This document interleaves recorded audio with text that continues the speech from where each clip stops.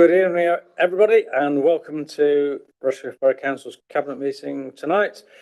Just like to remind everybody that the Cabinet meeting is live streamed on YouTube and a recording will be available on the YouTube channel. And also, under the Local Authorities Act 2012, other people may film, record, tweet or blog from this meeting, and those images and sound recordings are not under the control of the council. So without further ado, let's move on to item 1. Apologies for absence. I think we're all here, aren't we? Yep. Item 2, declarations of interest. Anybody have any declarations to declare? No. Item 3, minutes of the meeting held on the 14th of November. Can I sign those as a true record, please? All in favour? Thank you. Which takes us straight to citizens' questions. And we have a question from Jonathan Morris of East Leek. Unfortunately, he's not able to attend this evening, so I will put the question and it'll be answered by Councillor Roger Upton, who is the relevant portfolio holder for the question. So the question is, does Rushcliffe Borough Council consider it fair and reasonable for residents of developments with Section 106 provisions to pay private management fees to maintain the access routes to public amenities? Councillor Upton. Thank you, Chairman. In the absence of Mr. Morris, I thank him for his question. I think it's fair to say that we have a great deal of sympathy with the question, but it's not just relevant to Rushcliffe, but rather a national issue. As I understand it, the government has started to look at this unregulated sector, but whether anything will be forthcoming before the general election is questionable. When I came to Nottinghamshire in 1975, I bought a house on an estate with a management company and had to pay annual fees. But this private management company model for new housing estates seems to have grown significantly over recent decades, and some have increased their powers well beyond just grounds maintenance.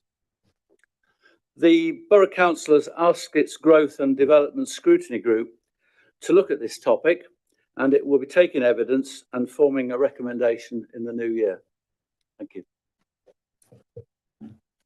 Thank you very much, Councillor Upton. In the absence of Mr. Morris, obviously we don't know what a supplementary might be, so we will move on to the next question. Well, actually to item 5, which is opposition group leaders' questions. And I'll invite Councillor Walker. Would you like to come forward and pose your question, please? And it'll be answered by, again, by Councillor Roger Upton, because he's the relevant portfolio. Thank you. Good evening. Similar kind of vein. So the Home Builders Federation, the representative body of the home builder industry in England and Wales, have published a report that ranks Rushcliffe Borough Council as the 6th in a table of local authorities that hold the most unspent Section 106 contributions, which is 42.2 million. And 3rd, with the largest amount of unspent education contributions, which is 12.6 million. What is the council doing to ensure we spend these essential infrastructure contributions? Councillor Upton. Thank you, Councillor Walker, for your question. I accept the statistics that you quote. This Section 106 infrastructure money is not our money, but money that we are holding as, if you like, an intermediary banker between the project provider on the one hand and the developer who makes the contribution on the other. Invariably, we receive part payments towards a project which are triggered by, for example, a certain number of house completions on a development. It can take many years to accumulate sufficient money for a project, such as a new school, a health centre, significant road improvement and the like. And we act as banker in holding this money as it accumulates for the projects. That said, in the future, the County Council will be acting as the banker for their education Section 106 monies, so that will no longer be in our banking domain. Although we have a dedicated officer to manage the Section 106 monies, nevertheless, the onus is on the project sponsor and the provider to apply for the release of the money. We cannot compel a provider to bring a project forward, but we do try and unlock any barriers that we perceive are there. Now, in recent years, there have been many large housing developments, as I'm sure you know, and this has resulted in a significant increase in the amount of Section 106 money that we are holding.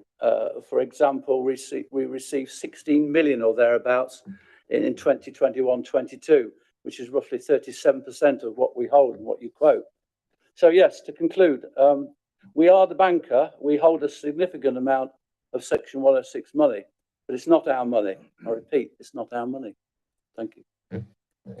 Thank you, Councillor Epson. Councillor Walker, do you have a supplementary? So what is this council doing proactively and transparent, in full transparency of our residents, to show how this money should be spent, and what are we doing to kind of encourage its spending? Thank you. I'm pretty certain I'm correct because I've done it myself many times. You can go on a specific planning application site and you can get incredible detail of where the Section 106 monies are targeted for: education, health, roads, and the amounts.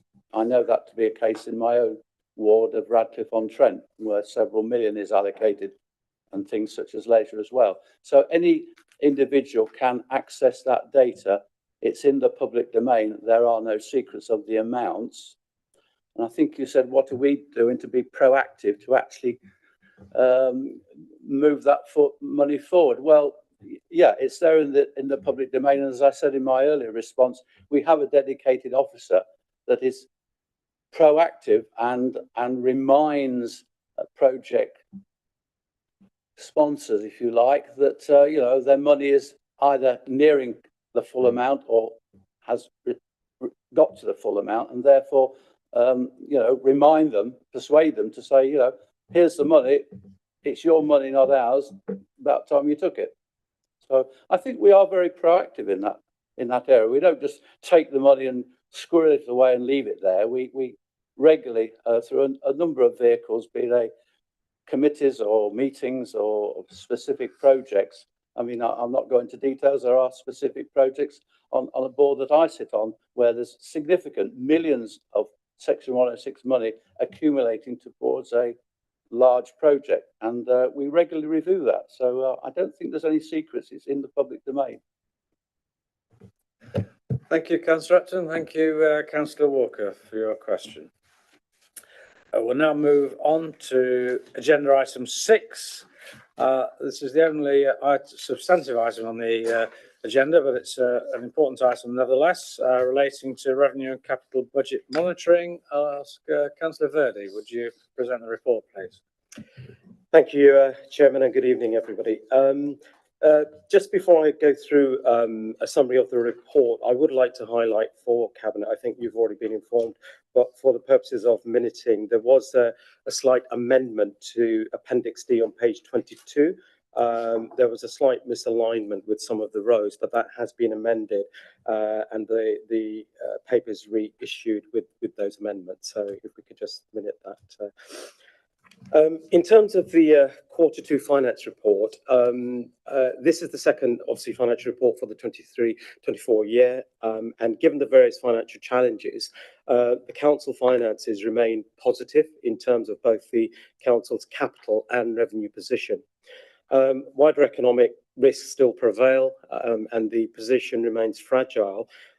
This report has been presented to our corporate overview group, and there were no significant issues arising during that group's meeting.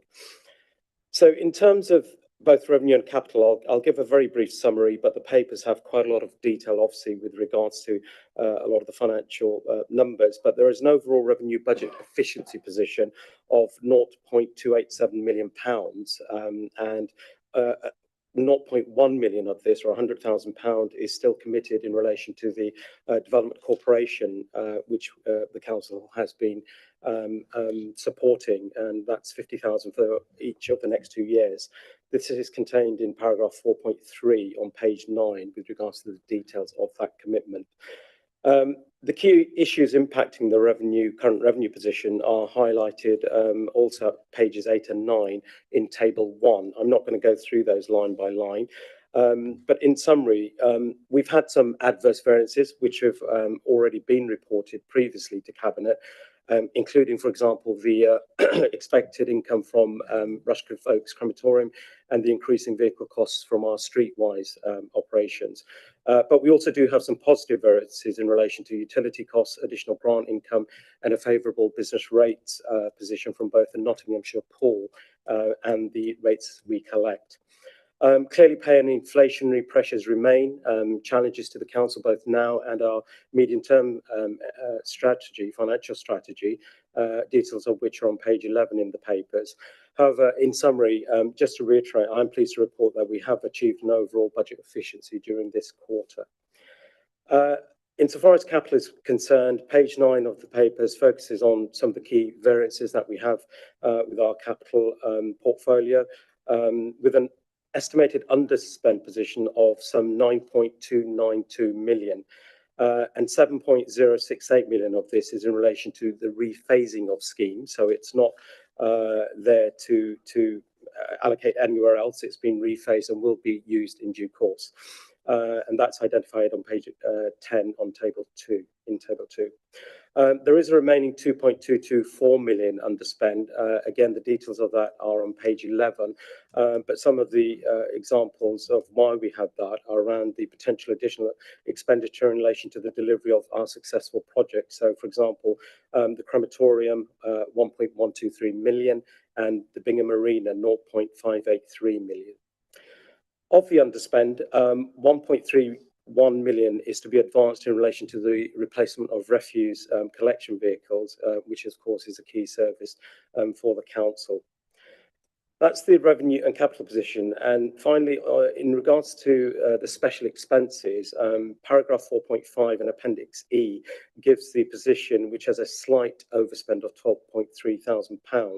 And this is primarily as a result of a reduction in our community halls income, which is more than likely linked to the cost of living challenges and the impact on disposable income for our residents, I think.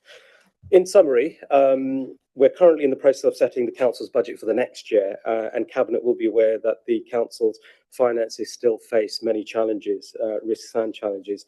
And in the last 12 months, we've had very difficult circumstances with inflation being so high, although it has stabilised, it is reducing. Interest rates are due to remain high, I think, for the foreseeable future.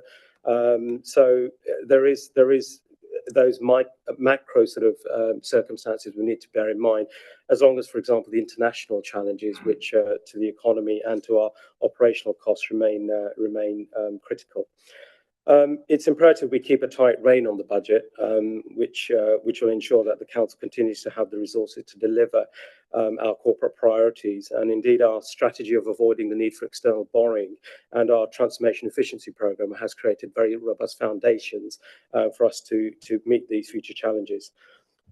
In conclusion, I think whilst the council's in-year finances are relatively healthy going forward, we will not be complacent and ensure that we continue to deliver excellent value for money for Rushcliffe residents and businesses. Thank you, Chairman. Thank you very much indeed. Can I assume that you are moving the recommendations at the bottom of page 7? Absolutely. I can go through those. Sorry, and at the top of page 8, sorry. I can go through those, but they are under section 2, page 7. Absolutely, Chairman. Yes. Thank you. Do you have a second, Councillor Wheeler? Yeah, happy to second, Mr. Chairman. I think, Councillor Verdi's covered it in a lot of detail, the actual report itself. I think what's really important for members of the public watching tonight is why we did this report, because it might seem just a technical document to go over, but as you've seen with councils across the country, with the in-year variance they've had and some of the panic to claw back that in-year saving with drastic cuts and moving reserves, it's really important that we keep up, that we as a cabinet, as a council, keep on top of the finances, because we set a budget start of the year, but a lot of variances and challenges take place, as we've seen throughout the report, and that's touched on by Councillor Verdi. So it's really important we keep a steer and make sure we're going to be the end of the year where we are as close to being where we want to be as possible. Going through the report itself, I mean, there are a few areas there, but the explanations are really clear, which is really welcome. And I can't touch on the point that Councillor Vedder around the income for legislators. I know our team are working really hard to increase that income. It's something that we're seeing across other councils across the county and country as well. But I'm really confident with the work we're doing, we can bridge that gap. So in terms of the report itself, really welcome, and then the work the officers done on it to get to where we are now, and look forward to, obviously, we keep looking at this on a regular basis to make sure we get to the end of the year where we want to be. Thank you.